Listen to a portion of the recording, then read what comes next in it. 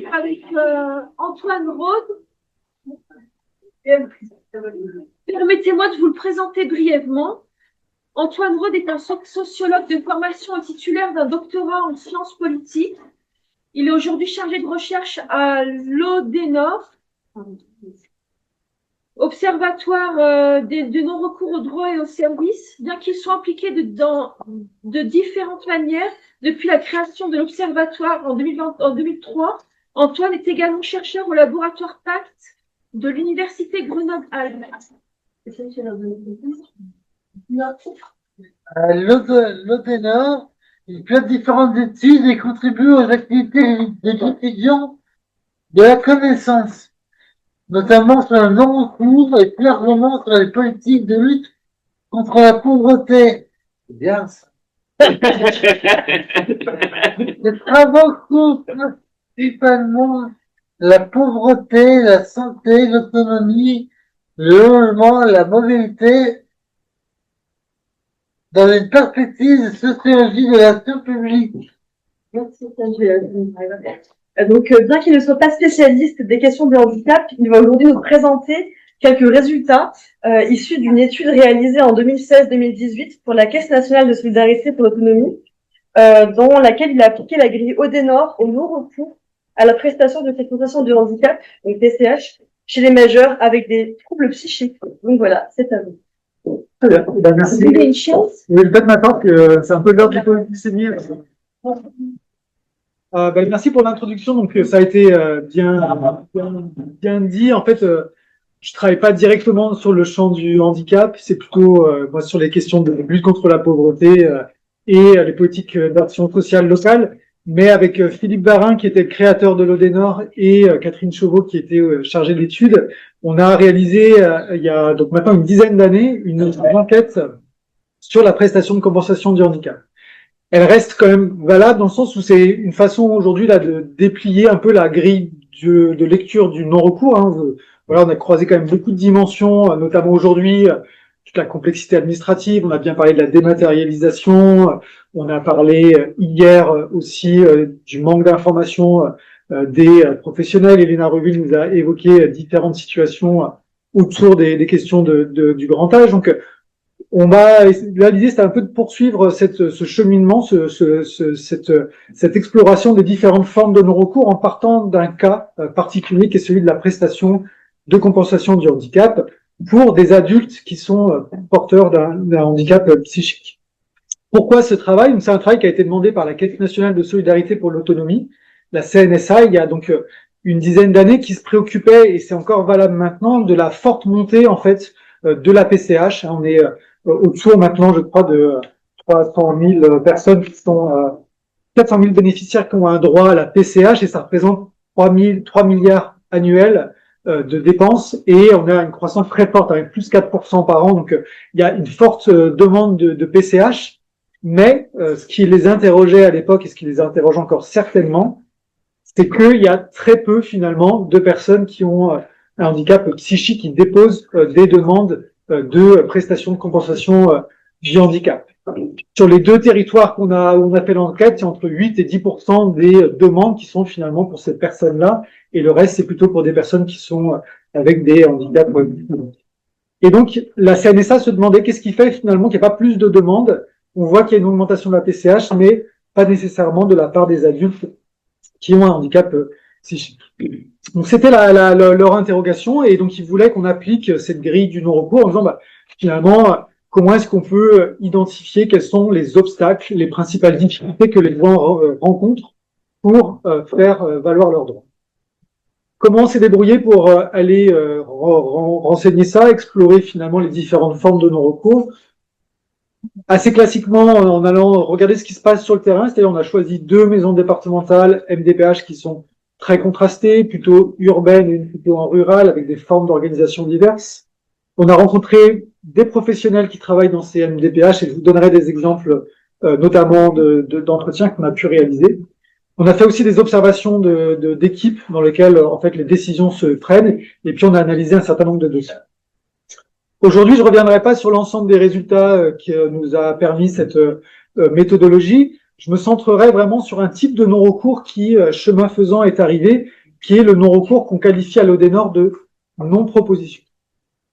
On n'est pas arrivé tout de suite dessus. Assez classiquement, quand on a rencontré les acteurs et les différents intervenants ou les bénévoles ou les professionnels associatifs que l'on a pu rencontrer sur les 2 territoires d'enquête, assez classiquement, ils nous ont amené sur ce qu'on a pu déjà croiser autour du non-recours depuis hier, c'est-à-dire, premièrement, du non-recours par non-connaissance, c'est-à-dire finalement de dire le non-recours à la PCH s'explique parce que les gens, les adultes en l'occurrence qui sont concernés, ne connaissent pas la prestation, ne savent pas s'ils sont éligibles, ou voire même ne connaissent pas l'existence des MDPH. Donc, un registre assez classique qui revient de manière rapide quand on aborde les questions de non-recours. Très souvent, on replie le non-recours sur ces situations. Oh. Bien t'expliquer ce que c'est que cette prestation exactement. Ah oui, j'ai pas expliqué ce que c'est que cette prestation, c'est vrai. Deuxième non-recours qui est celui par non-demande qui va me permettre de rebondir, essayer de dire finalement cette prestation n'est pas faite pour moi, parce que parfois on peut avoir une connaissance un peu partielle de la prestation. Donc voilà, pour dire qu'est-ce que c'est que cette prestation, c'est une aide financière qui vient compenser soit la perte d'autonomie, soit des dépenses qui sont liées au handicap. Donc plutôt, ça peut être des dépenses assez courantes en fait, d'aménagement du quotidien. C'est délivré par les MDPH qui examinent en fait les dossiers et qui valident ou ne valident pas la demande en fonction du niveau de difficulté dans laquelle les personnes sont. Oui. Soit les gens ont une difficulté absolue, c'est-à-dire en fait une difficulté à marcher, une difficulté à se laver, etc. Une difficulté aussi dans les interactions sociales. Soit il y a une difficulté absolue, c'est-à-dire en fait on ne peut pas du tout réaliser cette activité, auquel cas on est éligible à la PCH. Soit on a une difficulté grave, c'est si on a pour au moins 2 activités importantes du quotidien, entretenir son logement, faire ses courses, se nourrir, etc. Si on a au moins ces 2 difficultés, on est qualifié d'une situation de difficulté grave, auquel cas on peut avoir la prestation. Et du coup, la prestation, après, voilà, elle permet d'avoir un financement, soit d'intervention humaine, soit d'un équipement, sur aussi, ça peut être aussi donc de aménagement du logement, transport, aide spécifique, aide animalière aussi pour les gens qui ont besoin d'aide animale. Donc ça couvre tout ce champ-là. Comme je disais, donc premièrement, il y a un facteur de non-recours qui est celui de la non-connaissance qu'on retrouve, un facteur aussi de non-demande. Et tout à l'heure, la personne qui était responsable de l'association de tutelle disait, il y a aussi des gens qui se reconnaissent pas dans la question, dans la situation de handicap. Ça peut être une forme de non-demande que nous rappelaient les professionnels qu'on a rencontrés, c'est-à-dire finalement des gens qui disaient, voilà, il y a des adultes qui ne se reconnaissent pas comme étant en situation de handicap, et de ce fait-là, parler d'une prestation qui s'appelle prestation de compensation du handicap, ça peut nourrir une forme de non-recours qu'on appelle, du côté d'Odénor, la non-demande. Mais ce qui nous intéressait, c'était finalement d'un peu d'écarter ces explications assez classiques de non-recours qu'on retrouve finalement sur d'autres prestations pour aller creuser ce que des professionnels que l'on a pu rencontrer finalement évoquaient dans leur manière de percevoir la PCH, de se représenter qu'est-ce que c'est que cette prestation, à qui elle se destine, à qui on en parle, à qui on n'en parle pas. C'est pour ça qu'on est arrivé sur une dimension qu'on qualifie de la non-proposition. Qu'est-ce qui fait finalement que des gens qui entourent des adultes qui ont une situation de handicap psychique, qu'est-ce qui fait que des personnes qui entourent ces personnes-là, qui sont en contact avec ces personnes-là, soit dans l'entourage, soit aussi quand les gens vont dans les maisons départementales, les MDPH, qu'est-ce qui fait qu'on ne propose pas systématiquement la prestation de compensation du handicap? On peut retrouver des éléments que j'ai pu évoquer, c'est-à-dire finalement, tous ceux qui entourent les personnes peuvent être parfois mal informés de ce que couvre la PCH, avoir une représentation erronée, notamment, c'est vrai qu'on l'a très bien entendu de la part d'acteurs qui sont un peu lointains des MDPH, qui ne savaient pas réellement qu'en fait la prestation était ouverte aux personnes ayant un handicap psychique. On retrouve aussi parfois des choses qui sont liées à la manière d'interagir avec les personnes qui sont dans ces situations-là. Un exemple, quand on a fait des entretiens avec les agents d'accueil des MDPH, pourtant, donc vraiment dans ces structures où on va pour déposer son dossier ou retirer même son dossier pour demander la prestation de compensation du handicap, on avait des agents d'accueil qui nous expliquaient leur embarras par rapport aux personnes qui étaient dans ces situations. Il y a un extrait d'entretien, que je peux évoquer, parce que vraiment ça reflète bien que les gens pouvaient nous dire. Alors, j'ai imprimé sans numéroter mes feuilles, et du coup c'est une catastrophe. J'aurais dû faire un beau PowerPoint. Je m'en passerai, mais finalement c'est trop facile. Un agent d'accueil qui me disait quand quelqu'un a un handicap psychique à l'accueil, on a envie qu'il parte, on ne sait pas comment le gérer. Du coup, ça, elle touchait cette personne-là, la question de la formation, de la gestion en fait de ces situations, et aussi quand elle racontait son parcours, le fait qu'elle n'était pas du tout prête en fait à accueillir ces situations parce que c'était pas des situations qui étaient courantes sur lesquelles elle avait finalement beaucoup de connaissances. Et dans sa trajectoire, je me souviens très bien, cet agent d'accueil disait, moi, je suis venu à la MDPH parce que je suis sensibilisé à la question de la surdité. Dans ma famille, quelqu'un a cette problématique-là. J'ai envie de travailler dans le champ du handicap. Je suis venu comme agent d'accueil à la MDPH pour accueillir les personnes ayant des handicaps, notamment liés à la surdité. Mais par contre, c'est vrai que le handicap psychique, ça dépasse ma zone de confort et je ne sais pas comment gérer. À la fois ces questions de formation, aussi des questions qui peuvent être liées parfois à une crainte d'agressivité ou autre qui pourrait s'exprimer. Donc des agents d'accueil déjà qui nous disaient finalement, quand on a une personne qui peut avoir des difficultés d'ordre psychique, on ne sait pas comment gérer et parfois on est plutôt content quand elle repart assez vite de l'accueil. Donc une forme d'embarras qui était évoquée par les agents d'accueil. Autre élément, mais que là on retrouvait y compris parmi les professionnels qui sont dans les équipes pluridisciplinaires, qui en fait se posent sur les dossiers qui arrivent, finalement des réflexes professionnels qui font que la prestation de compensation du handicap, comme je le disais tout à l'heure finalement, et merci Étienne de m'avoir rappelé qu'il fallait que j'explique ce que qu'était que la PCH. Assez classiquement, on va penser à aménagement du logement, aménagement du véhicule, achat d'un fauteuil, etc. On va moins penser aide humaine pour des personnes qui sont en difficulté psychique. Et ça, cette notion de réflexe professionnel revenait bien par, y compris des professionnels qu'on a pu rencontrer qui sont dans les équipes pluridisciplinaires, quelqu'un qui disait, voilà, mes partenaires locaux ont la même logique. Quand ils voient une personne en situation de handicap physique, ils pensent à la PCH. Mais pour une personne en situation de handicap psychique, ils n'y pensent pas. L'association entre handicap psychique et PCH est moins évidente. Donc voilà, donc aussi une représentation de la prestation qui faisait que parfois on n'avait pas du tout en tête qu'on pouvait présenter cette prestation et la proposer aux personnes. Peut-être expliquer le lien que tu fais entre les deux. Je n'entends pas, Etienne, est-ce que tu peux parler? Peut-être préciser quel lien tu fais entre la prestation et le poste en tant que MDPH, non? Il n'y a pas un lien? Il y a un lien, non? Il y a pas un lien, je sais rien. Je vois t'embêter, hein. Non, mais je trouvais entre le moment où tu parles de la prestation de handicap, c'était clair. Oui. À partir du moment où tu es passé à l'étape du poste de l'NDPH pour la personne concernée par le handicap, c'était moins clair.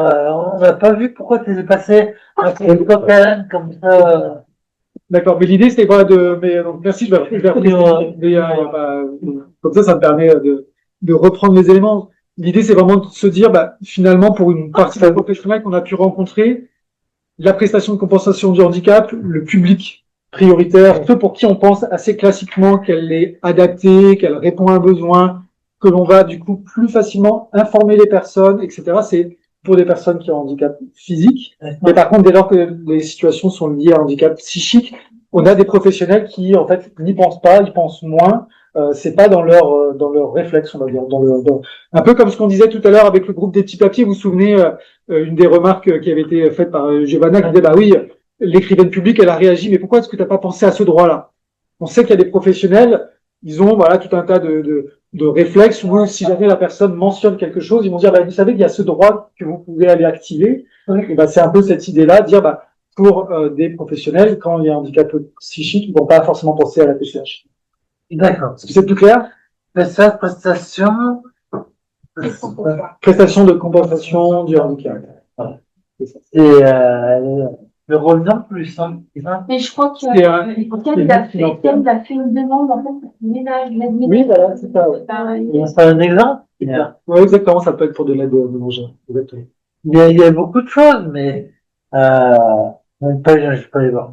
On pose des questions. Ah, pour laisser en train de Après, il y avait aussi, comme ça me permet aussi de montrer d'autres situations de non-recours par non-proposition. C'était d'estimer en fait que les personnes qui sont dans ces situations qui ont un handicap psychique, c'est des termes qui étaient utilisés par des agents aussi qu'on a rencontrés, viennent à la MDPH comme un guichet social, c'est-à-dire en demandant une aide financière, alors que le but de la prestation, c'est plutôt de compenser le fait que dans sa vie quotidienne, on a des dépenses supplémentaires liées à son handicap. Et du coup, dire, finalement, ces situations-là, il faudrait plutôt qu'on les réoriente vers les centres d'action sociale, par exemple. Donc, il y avait comme ça des manières de répondre aux demandes qui s'exprimaient au guichet, notamment à l'accueil, qui faisaient que les personnes, on leur parlait pas de la prestation, on les renvoyait vers un autre acteur. Voilà. C'est pour donner des exemples de ce que nous, on appelle donc la non-proposition, qui est, en fait, permet de dire, dans cette question du non-recours, on a à la fois des gens qui sont en effet en manque d'information, il y a des choix. Tout à l'heure, on a bien parlé du non-recours aussi choisi de la part de personnes qui ne souhaitent pas, pour diverses raisons, bénéficier d'une prestation. Mais on a aussi le rôle de tous ces acteurs qui sont au contact des personnes, soit à l'accueil, soit dans les personnes qui traitent les dossiers. Par rapport à cette prestation, il n'y a pas de, je déborde, il n'y a pas de discrimination par rapport à cette prestation. Parce qu'un temps, je peux. Ah ben oui, c'est comment j'allais réagir là-dessus. Un temps, j'avais les 80% et le complément de vie autonome ou la prestation, je sais plus lequel il y a deux revenus différents. Et j'étais convoqué au médecin de la NDPH, j'ai déjà dit à Cadre, j'étais convoqué à la NDPH. On me dit qu'est-ce que vous voulez faire. À l'époque, je travaillais dans une imprimerie d'insertion par le travail. Du coup, j'ai dit je vais travailler. Du coup, on me dit c'est très bien, on vous divise 20%. Mais je dis c'est bien. Et quand je suis rentré chez moi, mon curateur il m'appelle, il me dit qu'est-ce que t'as dit, rien de particulier. Et quand j'ai reçu mon AH, mon curateur m'a rappelé, il me dit mais qu'est-ce que ça te dit au médecin de la NDPH? Il me dit, j'ai dit je vais travailler, il me dit bah oui, t'es divisé à 1%, ça veut dire que t'as plus le complément, alors que il a même pas vérifié si après j'ai travaillé ou pas, mais j'ai même pas travaillé derrière, quoi, Il a pas essayé de redemander après et impossible. Impossible. Je crois qu'on va se retrouver confronté à un mur, la NDPH, la CAF, tout ça, je sais pas que c'est un exemple. Oui, la NDPH, la CAF, on se trouve qu'on fait pas des murs, quoi. Alors, on a beau leur expliquer en noir en blanc, on dit, faites un courrier, faites un dossier, puis le dossier prend 6 mois, 1 an. Oui, c'est vrai que dans les autres explications classiques du non-recours que j'ai pas mentionné, il y a celle-ci qui est de dire, finalement, il y a aussi beaucoup de non-recours temporaires, parfois liés, ou même très souvent liés au délai de réponse de la MDPH, aux dossiers qui sont pas complets. On a tout à l'heure aussi mentionné l'enjeu lié aux certificats médicaux, donc tous les allers-retours qui sont nécessaires pour que le certificat médical il soit bien complet, pour qu'on puisse réellement évaluer les besoins. C'est ce qui intéressait beaucoup la CNSA dans cette prestation. Il faut qu'on soit en capacité d'évaluer dans quelle mesure les gens ont besoin d'une compensation financière par rapport à leur handicap. Et du coup, ça demande un certificat médical et tous ces allers-retours génèrent en fait du temps avant qu'on vous réponde. Parfois, génèrent aussi des abandons, des gens qui finissent par abandonner leurs droits. Ça, c'était clairement des choses qui sont assez connues. Parce que c'est vrai que c'est confortable quand on a un tel, c'est vraiment confortable. On a 150 euros en plus, 150 euros, c'est énorme, hein, sur une hache, c'est un hache. Bon, là, c'est sur la prestation de compensation du handicap, c'est un peu différent, mais vraiment, c'est le même, C'est la vérité, alors. Par exemple, quand tu bénéficies de la PCH, tu as un budget pour payer la femme de ménage qui va intervenir chez toi, par exemple. D'accord, oui. Ouais, c'est un exemple, mais. Quelqu'un qui peut accompagner, même pour faire les courses, etc. Après, quelqu'un qui intervient pour l'aide alimentaire s'il y a besoin de proposer de l'aide alimentaire. Après, c'est de l'aménagement de logement, de toutes ces dimensions-là. Ok. Pour terminer, l'idée, c'était vraiment de se dire, en fait, on a jusque-là quelque chose qu'on n'a pas forcément abordé, qui est en effet ce non-recours par non-proposition. Hier, vous vous souvenez, pour les personnes qui étaient présentes, il y avait la présentation lors de la comité locale, le comité local d'enquête, où en fait il y avait le questionnaire, où on voyait bien qu'on est en capacité plus facilement de regarder ce qui est de l'ordre de la non-connaissance, de la non-demande, d'identifier des questions à poser pour pouvoir renseigner ces formes de non-recours, non-connaissance, non-demande, voire non-réception. Non-réception, c'est vous avez déposé un dossier, est-ce que finalement vous avez obtenu le droit, si oui, à combien de temps, etc. Peut-être aussi, je sais pas qu'on a expliqué hier, mais tout le monde qui était présent, peut-être expliquer aussi ce que c'est qu'un non-recours. C'est une situation dans laquelle on est éligible à un droit. Donc là, pour le coup, on peut être en situation où on peut bénéficier d'une prestation qui s'appelle la prestation de compensation du handicap. Pour autant, on ne l'obtient pas. Et donc, qu'est-ce qui fait qu'on ne l'obtient pas? Parce que c'est la MDPH. Ah, même, voilà, c'est la MDPH. Et l'idée de la non-proposition, c'est la MDPH et aussi les professionnels de la MDPH, et c'est aussi les personnes qui entourent les gens qui vont déposer un dossier à la MDPH. Okay, c'est un peu cette idée d'ouvrir la boîte noire, de face au guichet, des représentations que les gens ils ont. Parce que financièrement, c'est compliqué, quoi. Vraiment compliqué quand on travaille pas et qu'on a. Je sais bien que c'est plus que le RSA, tout ça, mais même le RSA. Le RSA, quand t'as on peut pas avoir de RSA, je pense, c'est diminué. L'âge, on peut avoir de l'âge, mais c'est récent.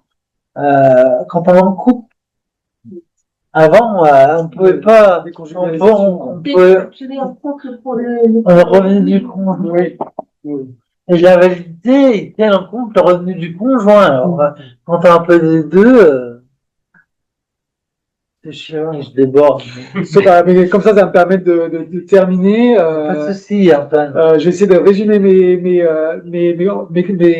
remarques en 4 points. Alors, il y a l'essentiel. 4 points, et puis après, je prendrai les questions. Premier point, donc, de dire, en effet, ça élargit bien les explications du non-recours. Donc, dire, en effet, c'est la MDPH, mais c'est les agents qui sont à l'intérieur de la MDPH, mais c'est aussi les partenaires qui sont autour. Finalement, qu'est-ce qui fait qu'à un moment donné, on ne propose pas, on n'informe pas les gens sur leurs droits? C'est pas que cette raison-là, c'est aussi je parlais de discrimination. Finalement, c'est un terme qu'on a peu entendu beaucoup jusque-là. Est-ce que c'est aussi parfois le reflet de discrimination dans la façon dont on répond ou pas à certaines demandes? Mais ça peut être aussi parfois pour des bonnes raisons où on veut protéger les gens, on estime qu'ils sont pas prêts à déposer un dossier, etc. Il peut y avoir je reviendrai pas sur ces éléments-là, mais premier point, c'est de dire ça permet comme ça d'élargir le regard à d'autres types de non-recours. Deuxième point, c'est que c'est finalement un type de non-recours, je commençais à le dire, qui finalement est relativement peu étudié. Parce que, on l'a bien vu, donc hier c'était mon point, dans la grille d'entretien, on voit bien que c'est une dimension sur laquelle finalement on a du mal en fait à formaliser un certain nombre de questions. C'est une des raisons pour lesquelles ça reste un peu un angle mort dans la question du non-recours. C'est pas la seule raison, il y a aussi le fait que quand on regarde la littérature assez générale sur le non-recours, on va essayer de regarder finalement le fait que le non-recours, c'est plutôt lié à un choix rationnel. Les gens ils vont se dire, non, je vais pas aller demander quelque chose à la MDPH parce que ça va me prendre trop de temps pour finalement un gain qui serait minime, entre guillemets. Donc du coup, la littérature tire plutôt là-dessus que sur les pratiques professionnelles, leurs valeurs, leurs représentations, etc. Et puis, c'est aussi parfois difficile de rentrer en discussion avec des professionnels, de dire, en fait, le non-recours, il est produit aussi par vos propres pratiques, parfois pour de bonnes raisons, mais du coup, d'ouvrir cette boîte-là, parfois, c'est compliqué. Le terme de non-proposition, il accroche un peu. Donc, c'est ce qui peut expliquer que c'est un sujet qu'on a parfois du mal à aborder, ou en tout cas, il faut le prendre par différents. Ça, c'est mon deuxième point. Et troisième point, c'est de dire, finalement, même si c'est une dimension, le non-recours par non-proposition qui est peu étudié, pourtant, il y a plein d'enjeux derrière. Notamment, il y a un enjeu qui est de dire, on est, ça peut générer du non-recours temporaire. C'est-à-dire que tant que les gens sont pas informés sur leurs droits par ceux qui les entourent, ils savent pas qu'ils peuvent bénéficier de droits, donc ça retarde le moment où ils peuvent déposer un dossier. Donc ça contribue à du non-recours temporaire, voire parfois même ça peut contribuer à du non-recours définitif. On a dans les entretiens des gens qui nous disent, mais au moment où j'étais éligible à la complémentaire santé solidaire, si on prend d'autres exemples, si j'avais su ça, j'aurais fait la demande. Mais sauf que parfois c'est des gens qui étaient en contact avec des assistants de services sociaux, mais dont on ne leur a pas parlé de tel ou tel. Donc ça peut contribuer à du non-recours. Autre élément, autre enjeu, c'est que parfois, on peut montrer un certain nombre de tensions entre le fait qu'on est dans une logique de développement du pouvoir d'agir, il faut faire avec la personne, mais souvent on fait à la place d'eux, on estime que la personne n'est pas prête à demander ses droits, donc on va prendre la décision de ne pas l'en faire. Ça vient un peu en tension avec les valeurs qui sont celles des métiers du travail social à l'heure actuelle.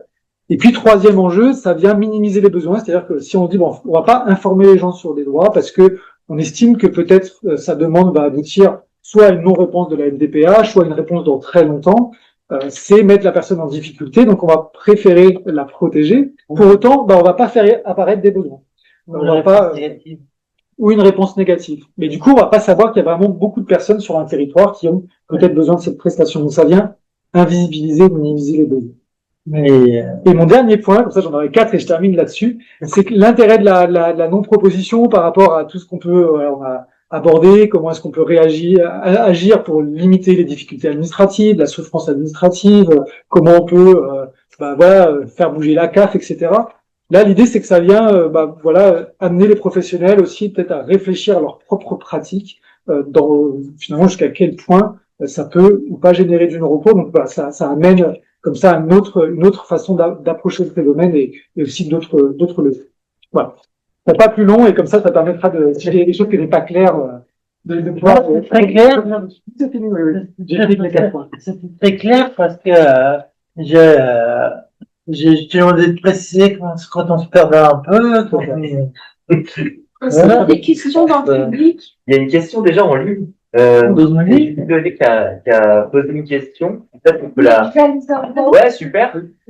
Alors, étant une ancienne coordinatrice sociale en résidence accueil, j'ai accompagné quelques années des personnes ayant un handicap psychique.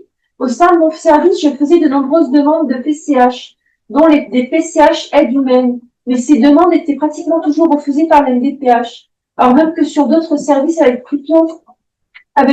d'autres types d'handicap, plutôt psychiques, les mêmes demandes semblaient plus souvent être acceptées. Cette situation entraîne de nombreux obstacles, notamment une baisse de demande malgré les besoins des personnes, mais également le fait de faire des demandes sur une réelle participation.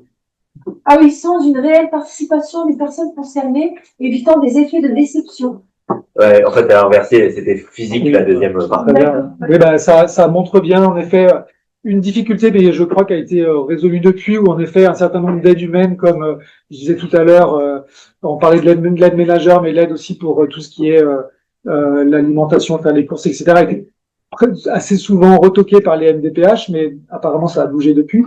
Et là, ce qui est intéressant dans le témoignage, c'est de dire finalement, pour éviter une déception, on va préférer ne pas parler de la possibilité d'une PCH pour une aide humaine. Donc voilà, ça vient donner un autre exemple de la non-proposition. Le mur de la MDPH, on en revient là. Le mur de la MDPH et puis la compréhension des besoins et de ce que l'on peut réellement couvrir avec une prestation qui est pas comme une autre prestation financière. Là, elle doit être liée à des besoins particuliers et c'est ça qui est un peu le nœud du problème. Parce que par rapport au handicap, c'est souvent des problèmes d'accessibilité, et là, c'est un problème d'accessibilité par rapport à une prestation, quoi. D'accessibilité, de compréhension de ce que ça vient couvrir. Oui, allez-y. Oui, je voulais juste vous demander, votre enquête, elle a eu lieu avant 2023, avant la réforme. Oui, c'est ça, oui. C'est pour ça que je pense que là, la remarque aussi qui était faite, c'était avant la réforme. Parce qu'il y a un spécialiste, mais en 2022, un décret de 2022 qui a été appliqué en 2023, au niveau justement des critères d'obtention de la PCH et de ce qu'ils appellent les actes essentiels. Il y a un certain nombre d'actes essentiels à cocher pour pouvoir accéder à la PCH. Ont été, suite à un gros travail de l'UNAFAM notamment, ont été modifiés. Il y en a même qui ont été ajoutés donc à cette liste et qui reflètent plus facilement les difficultés que peuvent rencontrer des personnes avec un handicap psychique. Et donc l'obtention de la PCH est maintenant facilitée dans ces situations-là par l'ajout de ces actes. Et il y a notamment ce qu'on appelle l'accompagnement à la vie sociale. Et donc c'est des difficultés rencontrées dans il y a des exemples vraiment très précis, mais dans par exemple l'accompagnement des enfants à l'école, ce genre d'actes. Ou alors il y a aussi des éléments liés à ça peut être des SAVS, non? Alors là c'est encore autre chose.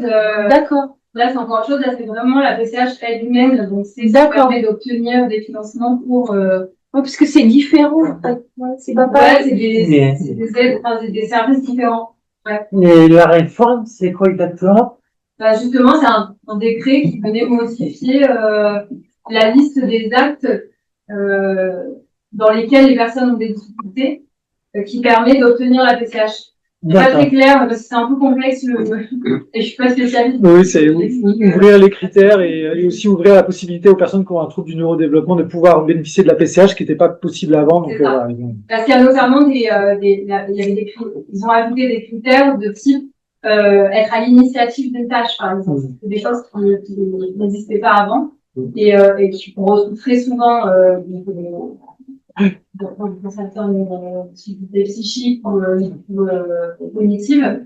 Donc voilà, le fait de ne pas avoir la possibilité d'initier une tâche, maintenant, ça peut être un critère qui peut déclencher une PCH, alors qu'avant, c'était pas le cas. Oui, très bien, merci de cette précision. En effet, les choses ont changé depuis. Allez-y. Je voudrais peut-être apporter un complément qui est le fait justement d'avoir un recours, de faire un recours à la MDPH quand on a pas son bleu. Ce recours peut à nouveau dire qu'il ne donne toujours pas ce qu'il nous disait, et on peut porter un nouveau recours au tribunal administratif. L'avance au tribunal administratif ce sera le droit qui sera dit, contrairement à l'application d'un règlement intérieur. Donc c'est intéressant de savoir où se situe le droit et faire évoluer de fait du coup les règlements intérieurs de nos institutions. Parce que moi, pour mon complément, ça a été vu en commission, et c'était réuni en commission pluridisciplinaire, enfin bon, ils mettent des belles phrases sur les grandes personnes, et voilà, et on m'a répondu, vous êtes que entre 50 et 109%, du coup, ce qu'avait fait le médecin de la MDPH, de m'avoir deviné d'1%, quoi. Alors, je sais 4 mois avant, mais j'avais galéré, j'ai 4%. Pour 2 secondes pour rebondir sur ce que tu dis par rapport à cette commission de la MDPH, c'est important de savoir que la personne qui fait la demande peut demander à se présenter lors de cette commission. Oui, ça aurait rien changé. J'aurais rien pu raconter. Ouais, et en fait, les gens ne savent pas souvent, mais dans le formulaire de demande de la PCR, enfin, le formulaire de demande de la MDPH, il y a une case à cocher. Je souhaite être présent lors de la commission MDPH. Et si vous cochez cette case, la MDPH a l'obligation de vous inviter à cette commission. Et souvent, la MDPH n'accorde pas ce droit-là. Et moi, je travaillais dans un service avant, on accompagnait tous les gens à faire des demandes de MDPH. Et on faisait vraiment valoir ce droit, en les accompagnant à faire un retour, parce que souvent, elles n'étaient pas invitées à cette commission alors qu'elles avaient coché la case et que les MDPH a l'obligation de D'accord. Et c'est important parce que lors de ces commissions, la personne ou sa famille peut vraiment venir représenter auprès des décideurs vraiment la situation. Et ça vient en complément d'un juste un formulaire rempli qui reflète pas bien la situation réelle des personnes. D'autres questions? Est-ce qu'il y a d'autres questions dans le public? Allez-y, n'hésitez pas. Il est là pour ça, Antoine, il est là pour répondre. Hein. Il va écrire volontaire, il va... Il déclare volontaire. C'est cool. Alors moi, je suis assistante sociale au CCF de Chirol et il faut pas hésiter à venir dans les maisons des habitants, voilà, ouais, où travaillent des assistantes sociales pour venir justement avoir un entretien qu'on vous aide. Parce que souvent, ce qui est difficile, c'est de trouver un professionnel, maison des habitants, voilà, qui peut accompagner dans ces démarches d'accès au droit. Donc le CCS dans ses missions, dans une de ses missions, il est là aussi pour accompagner les personnes dans leurs droits, pour faire valider les droits. Donc n'hésitez pas à venir, voilà. Au CCS. C'est quoi les maisons des habitants? C'est quoi? Les maisons des habitants, donc en fait, Fouzia, entre autres, on parlait de Fouzia, donc c'est une collègue, il travaille, voilà, dans une maison des habitants, il y a plusieurs professionnels qui sont présents. Hein. D'accord. Voilà, donc par exemple, une écrivaine ou un écrivain public, une assistante sociale, voilà, il y a aussi une personne qui peut aider à faire toutes les démarches informatiques, même créer des comptes, parce qu'on sait que maintenant aussi, il faut pouvoir créer des comptes, voilà, il faut pouvoir avoir un accès, un mot de passe, justement pour faire toutes ces demandes. Donc, on peut aussi aider par rapport à ça. Voilà. Il y a aussi une professionnelle qui est une ancienne infirmière qui est là pour toutes les questions relatives à la santé. Et dans la maison des habitants, donc, qui est pour les habitants, il y a aussi beaucoup d'associations et de collectifs. Voilà. Donc, c'est dédié, voilà, aux habitants. On avait un peu perdu. Il faut que tu demandes, Étienne, que tu demandes quand ça va en vrai, s'il y en a eu que... Non, il n'y a pas Bourg-en-Bresse, c'est juste pas. C'est un peu la maison sociale de Bourg-en-Bresse. Nous, on a des, Ça, on nous a a des des centres centres sociaux, sociaux. on a des centres Voilà, sociaux. il y a des permanents. On a l'arrêt dessus, on a l'arrêt dessus. La même chose, peut-être. C'est pour ça que je disais tout à l'heure centres sociaux, parce qu'en fait, des fois, il y a des assistantes sociales, des fois, Oui, c'est ça. il y a Pôle emploi, des fois, il y a enfin, c'est différent, en fait, mais il y a des aides pour les papiers, pour ceux qui Les parlent pas appellations français, ouais. peuvent être différentes, en fait, Ouais. selon les régions. Donc, Il y a des permanences pour dans les centres vaccins, sociaux, c'est ouais. possible. D'accord. Mhm. Je passe la parole à Julien, je pense qu'il n'est pas censuré, hein. C'est toi qui me dis. Hein. Parce qu'il avait dit, Julien avait dit hier, vous pouvez censurer quand on passait la parole comme Bien ça. sûr, j'ai dit que tu avais le droit. Père Antoine, d'ailleurs, tu as même fait parler plus que t'es. Non, mais c'est pour réagir par rapport à ce que vous indiquiez. C'est-à-dire que moi, ce que je trouve très intéressant là, dans le retour qu'a fait Antoine de cette recherche, et pourquoi elle est importante aussi pour nous à l'ODENA, c'est qu'elle vient justement penser comment les pratiques professionnelles peuvent susciter du non-recours. Et donc la question, elle n'est pas seulement dans comment on va réussir à rentrer en contact avec un professionnel ou une professionnelle, c'est aussi comment dans le cadre même de cette relation, quand on a réussi à être en relation avec une professionnelle, malgré tout, on peut se trouver dans une situation de non-recours qui est liée à des pratiques professionnelles, à des habitudes, à des représentations, à des embarras, comme le disait Antoine tout à l'heure. Et je pense que c'est des choses qui sont importantes aussi à prendre en considération. Et on le voit bien à chaque fois qu'on évoque ces questions-là dans le cadre de formation auprès de professionnels, qu'on fait des formations sur le non-recours, c'est toujours un peu le point un peu dur. C'est-à-dire que, généralement, quand on fait des formations auprès de pros, on va commencer par les autres types de non-recours, ou quand on les invite, les professionnels vont dire, selon vous, c'est quoi le non-recours, à quoi c'est lié? Généralement, on va nous dire, les gens connaissent pas leur droit, ou les gens ont des difficultés, sont face à des difficultés administratives parce que c'est compliqué, il y a beaucoup d'âges. Tout ça est vrai. Et d'un coup, se réinterroger sur comment, en tant que professionnel, on va nous-mêmes générer des situations de non-recours. Moi, je travaille moins sur les questions de handicap, mais typiquement sur les questions, par exemple, de logement ou d'hébergement. Ce que décrit Antoine sur la non-proposition, on le voit beaucoup, par exemple, sur le non-recours au droit au logement opposable, par exemple. On se dit, non, pour cette personne, le logement, c'est peut-être pas le moment. Et pourquoi?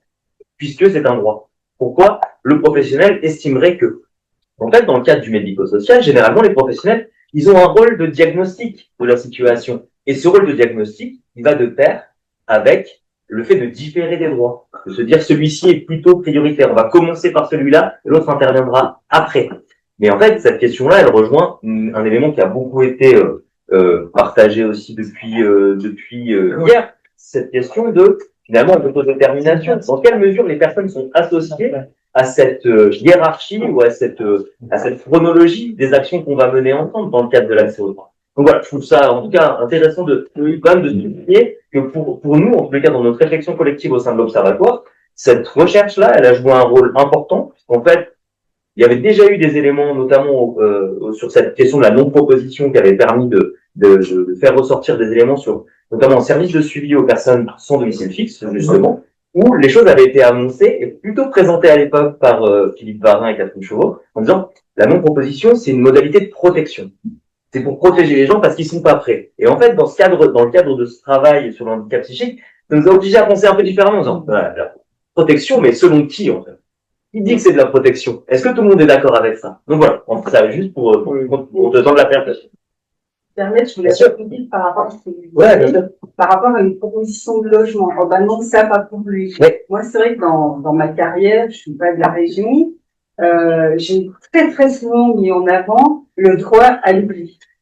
Et ça, il faut savoir que ça existe quand même, voilà, par rapport à des parcours de personnes, on va dire, non, lui, ouais, il a fait ça, alors non. Ouais. Et c'est ça qui est terrible. Donc, les professionnels, dans leur mission, doivent aussi, entre guillemets, se battre par rapport à ça et vraiment porter des dossiers à bout de bras. Et j'aime pas bien ce terme-là, mais vraiment rentrer en résistance. Enfin, j'ai toujours fonctionné comme ça. Rentrer en résistance. Et il faut savoir que, en effet, des dossiers peuvent mettre beaucoup de temps à être étudiés, 6 mois, 8 mois, etc.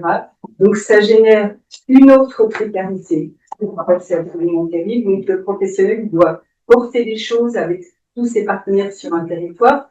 C'est vraiment un acte de résistance. J'entends bien, juste, pardon, mais il faut vraiment qu'on soit quand même d'accord sur un point, c'est que dans certains cas, et ça ne va pas à l'encontre de la bonne foi et de la bonne volonté des professionnels, il y a des pratiques professionnelles qui vont à l'encontre du droit.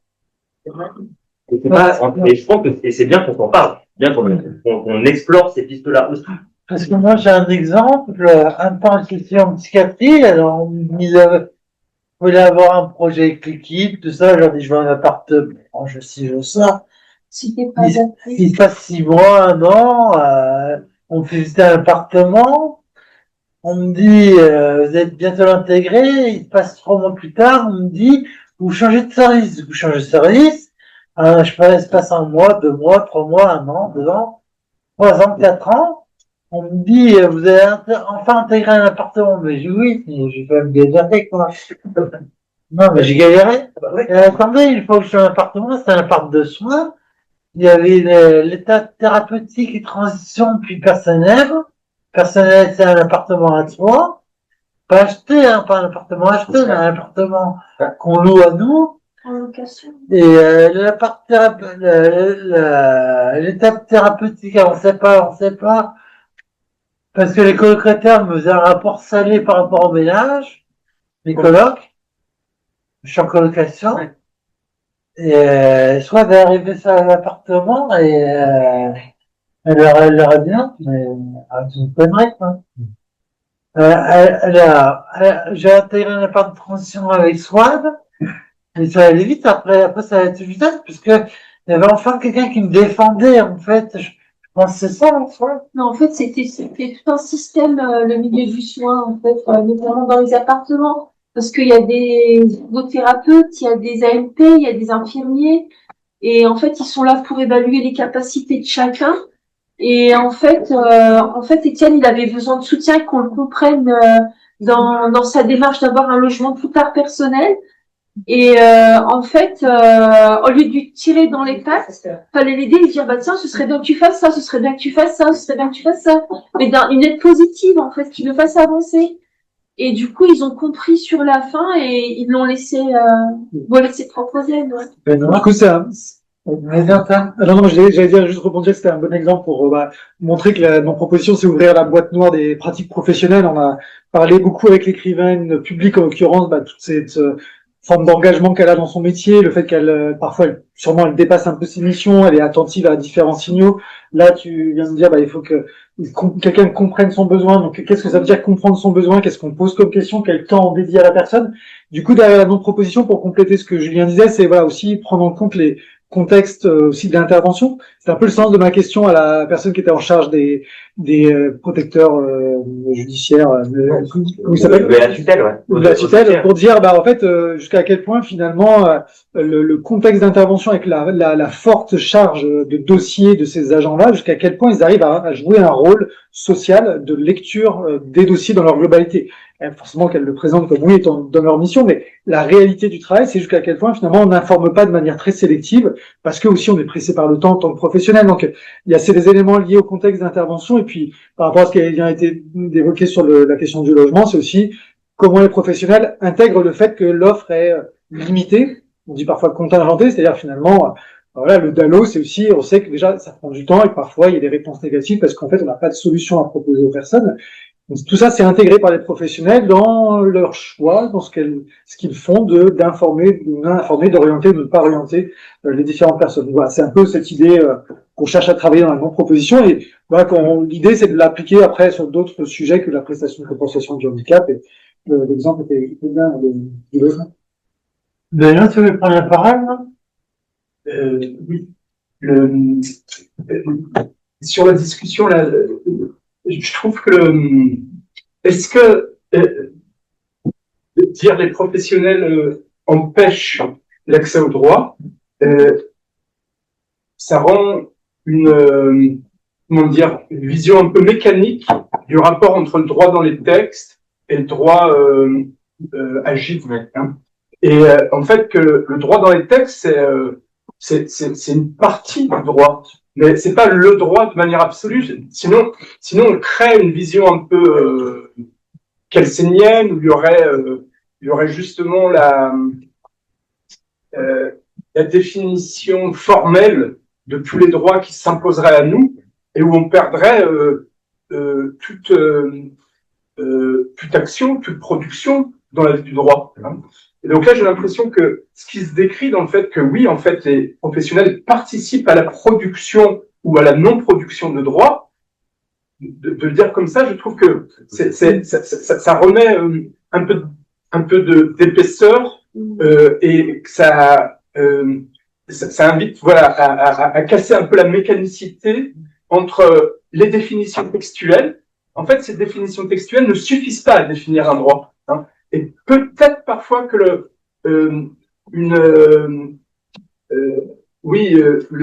dans les attentes produites, hein, les textes suscitent des attentes que la vie sociale ne permet pas d'accomplir.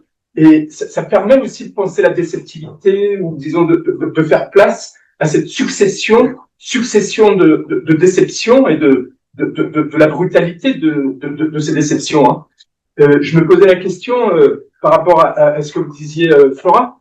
Participer, y aller à la MDPH, c'est recevoir un coup en plus, c'est s'exposer davantage, ou c'est réussir finalement à arracher quelque chose dans la négociation. Est-ce qu'il faut y aller? Je pense pas que ce soit arracher quelque chose dans la négociation, hein. C'est prendre un coup en plus. Hein. Je pense que c'est clairement ça de nos jours à la MDPH, quoi. Après, quand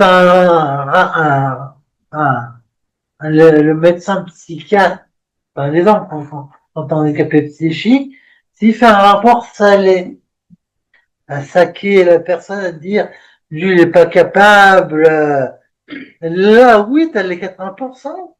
Mais si t'as un psychiatre qui dit, la personne est rétablie, il est en voie de rétablissement ou, ça va mieux, là, on diminue 1%. Et là, on reste dans la tranche, 50, c'est par rapport à l'âge, hein, toujours par rapport à l'âge, 579, c'est-à-dire 150 balles de moins par mois, quoi. C'est énorme, 150 balles. Ça fout les gens malades. Enfin, bon. J'allais dire de grossièreté, mais ça fout les gens dans la panade, quoi. Parce que moi, le jour où on m'a diminué 1%, le jour où on m'a diminué 1%, 150 balles de moins par mois, mon curateur, il a fait un bon, quoi. Il me dit, comment on va faire, quoi. Julien? Non, mais c'est pour ça que je prenais le cas, par exemple, du droit au logement opposable. Parce qu'en fait, ce que tu dis est vrai. Mais la question de l'opposabilité, elle pose aussi la question de quoi se joue l'opposabilité. Et donc, à ce moment-là, on a un texte qui est commun.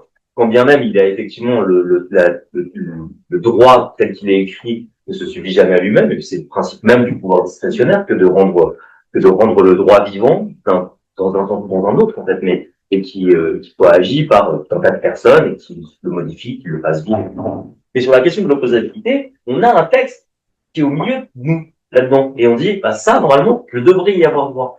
C'est l'intérêt de se dire que, pour ça que ce cas du DALO, je le trouve toujours intéressant, et y compris même dans ce que tu as fait comme élément de complément, Antoine.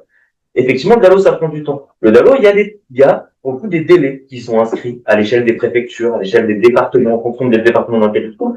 On sait qu'il faut tant de mois pour que le dossier soit instruit.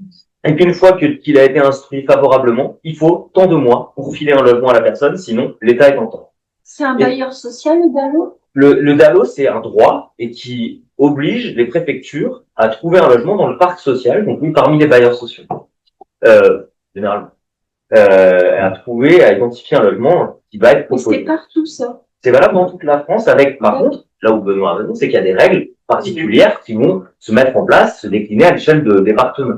Par exemple, dans le département du Rhône, il y a une spécificité, c'est que quand on fait une demande de DALO, on peut vous proposer, si vous êtes prioritaire, on peut vous proposer un logement qui va être n'importe où dans le département.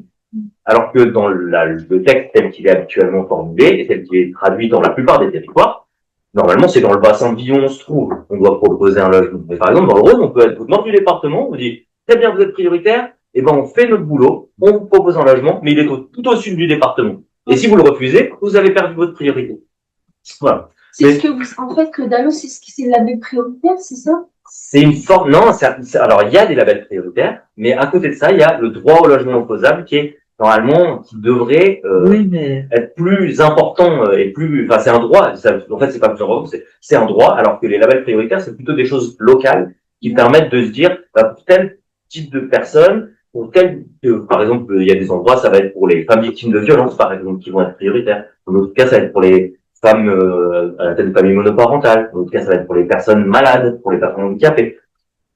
Il y a le logement, il y a excusez-moi, vas-y, Antoine. Bah, je voulais rebondir, c'est tout à l'heure quand j'expliquais rapidement les enjeux liés à la non-proposition, le DALO c'est un bon exemple. Ça peut mettre en tension les professionnels. D'un côté de se dire, bah voilà, comme Julien vient de le décrire, engager les gens dans une démarche de DALO dans le Rhône, ça veut dire potentiellement dire, bah vous allez être déraciné de votre l'endroit où vous vivez, de tous vos réseaux, etc. Donc on va se dire c'est peut-être pas une bonne idée. Mais si on est, mais par contre en faisant ça, en n'orientant pas les gens, ou en ne proposant pas le DALO, on vient minimiser le fait que c'est une personne qui a ce besoin-là, et donc dans la négociation d'un CCS ou d'un acteur local qui a besoin de dire, bah oui, sur mon territoire face à l'État, j'ai besoin je vous dis qu'il y a 200, 300 personnes qui attendent de logement. Si je n'oriente pas vers le DALO, je ne fais pas exister le nombre de personnes qui sont en difficulté, et du coup, je perds mon levier politique. C'est un peu voilà, il y a aussi cette dimension un peu derrière la non-proposition qui a un autre étage, en fait, de négociation politique, parce qu'en fait, les besoins sont mal recensés, sont moins visibles, et de ce fait-là, on n'arrive pas, voilà, à dire il faut plus de moyens, notamment quand on n'est pas en charge de la mise en œuvre des réponses. Voilà. Bon, sans perdre les gens, mais c'est pour dire qu'il y a une autre dimension voilà, plus politique, en fait, derrière la non-proposition. Parce qu'il y a logement et logement. Voilà. Un temps, on avait un T4. Bon, c'était un immeuble qui allait être détruit. On n'avait pas dit qu'il allait être détruit. Hein. Non, mais ça n'a rien à voir avec le DALO, mais c'est un logement social. On nous a mis dans un immeuble, un T4. On nous dit c'est que c'était beaucoup moins cher que notre ancien logement alors qu'on avait un T2 avant. On paye 40 € chacun par mois au lieu de 200 balles par mois. On met dans les APL. Et il tombe en ruine. C'est un immeuble qui tombe en ruine. Il y avait des étés dans la coursive. Il y avait apparemment les balcons étaient condamnés. Enfin bon, ça avait tous pété la gueule. Nous on a dit on veut partir. On a eu un T3, mais c'est top. On a vraiment passé un logement tip-top avec une cour extérieure et tout au rez-de-chaussée avec un duplex. C'est plus cher, quoi. Mais c'est ok, c'est plus cher, mais on l'en est bien. Ce qu'on a vu, en fait, c'était la grandeur de l'espace pour le prix que c'était. Et en fait, on s'était pas dit que c'était un immeuble voué à la destruction, quoi. Ouais. Du coup, on s'est fait avoir. On est parti 3-4 ans après. Non, c'est compliqué, les logements sociaux, parce que il y a de moins en moins d'offres. Vraiment, les gens ont peut-être faim, non? Vous avez faim? En fait, Qu'est-ce qu'on fait, Antoine? Moi, ça me va bien de manger, oui. On va manger, les gars? Sandrine? Non, exactement. Je me demande, je trouve ça hyper intéressant de cette manière d'élargir un peu la question du non-recours. La question que je me pose, c'est est-ce que ça, par contre, il n'y a pas un risque de déplacer la question de la responsabilité du non-recours sur aussi une question de la responsabilité sur les professionnels qui sont par ailleurs aussi les métiers traditionnels, c'est aussi des métiers qui sont en tampon. Bah, c'est sûr, c'est pour ça que je rappelais qu'il y a aussi la question d'interroger les conditions d'exercice du métier, les pressions auxquelles sont soumis les différents professionnels. Mais quand c'est bien amené, c'est aussi une façon d'éviter le côté un peu, on va dire, frustrant de la question du non-recours, qui est de se dire finalement on n'a pas beaucoup de prise. Et je prends un exemple, cette question de la non-proposition, on l'a travaillé récemment avec le service social du Crous, donc ceux qui gèrent finalement les étudiants ici sur le campus à Grenoble. En fait, les chefs de service ont dit, bah, on va travailler plutôt la non-proposition parce que on n'a pas de prise sur les délais de la CAF, on n'a pas de prise sur le fait que la préfecture ne réponde pas sur les titres de séjour qui sont pas renouvelés, qui mettent en difficulté les étudiants étrangers. Mais par contre, on a des prix sur notre propre fonctionnement. On ne sait pas vraiment comment chacun travaille. Quand vous avez telle situation, est-ce que vous vivrez, vous parlez de tel droit, quand on est en début d'année, comment on fait pour pas perdre des étudiants de vue, pour qu'ils ne reviennent pas 6 mois après? Quelles sont vos pratiques de relance des étudiants? Est-ce que, voilà, un peu c'est l'idée de découvrir vraiment les différentes pratiques des agents du service social du POUS, et du coup pas en les responsabilisant, mais en disant finalement, ok, on peut essayer de faire des plaidoyers par rapport aux situations générales de difficulté d'accès aux droits qu'on repère chez les étudiants. On peut faire ça, mais on peut aussi se dire, nous, dans notre pratique habituelle, on n'a jamais fait ce travail de mise à jour, de mise à plat, pardon, de nos pratiques. Faisons ce travail-là sous l'angle de la non-proposition, non pas pour pointer du doigt, mais pour regarder les marges de manœuvre, s'inspirer les uns les autres de ce qu'on fait. Donc, quand c'est amené comme ça par des cadres intermédiaires et pas par, en effet, comme disait Julien, quelqu'un d'expert, chercheur, indépendant qui vient dire, en fait, en gros, nos recours, c'est nous.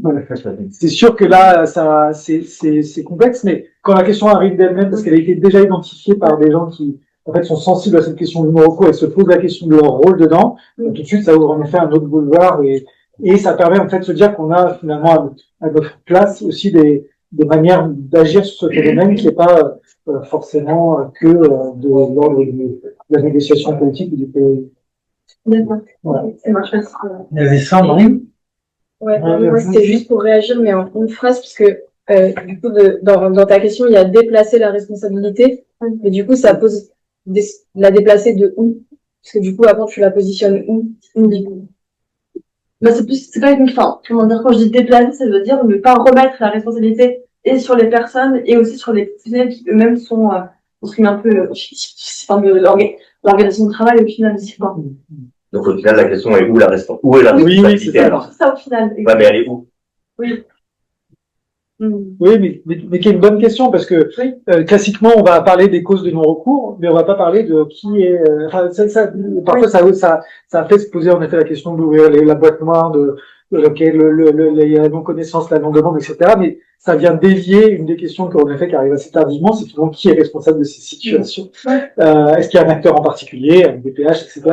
Et donc c'est une question qui est loin d'être simple. Pour moi, c'est porté collectivement parce que si la médecine juge l'accompagnement qu'on peut faire pour une personne sans l'avoir écouté elle, sans avoir écouté la personne, sans avoir pris en mesure du travailleur social qui a accompagné la personne et qui doit être autonome pour déborder la personne, l'interconnaissance des pratiques professionnelles fait qu'une situation elle est co-portée par un système qui devrait permettre de le porter devant ses droits sans qu'il y ait forcément qu'une assistante sociale qui porterait seule la responsabilité de toute la connaissance nationale des droits en matière de handicap, de précarité sociale, de recrutement, etc. Mais c'est bien un collectif qu'on construise quelque chose qui est plutôt dans la robustesse que dans le noyautage et le fait de perdre des droits, de perdre des gens. Ouais. Non,